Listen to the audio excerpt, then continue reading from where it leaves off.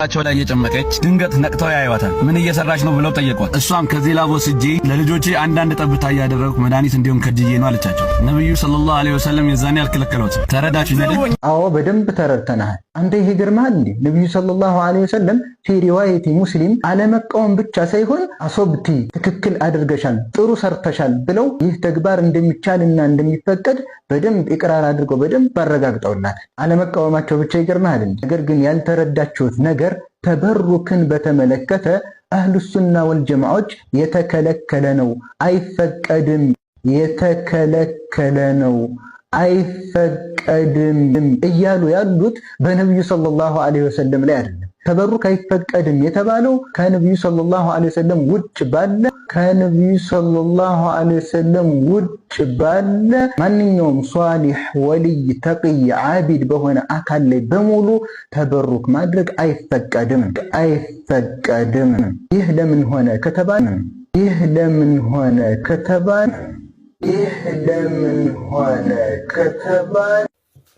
ከነብዩ ውጭ ተበሩክ ማድረግ አይቻልም ነው ጥቅሉን እያለ ያለው።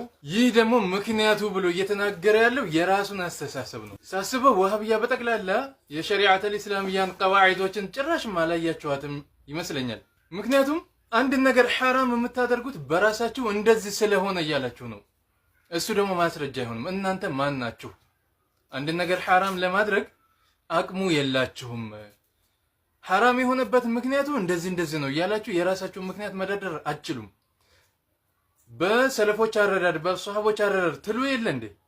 ኢዘን ተበሩክ ከነቢያቶች ውጭ አይቻልም፣ ሐራም ነው፣ ሽርክ ነው እያላችሁ እንደምትናገሩት ሁሉ ሐራም ነው የምትሉም ሐራም ነው የሚልን ማስረጃ አምጡልን።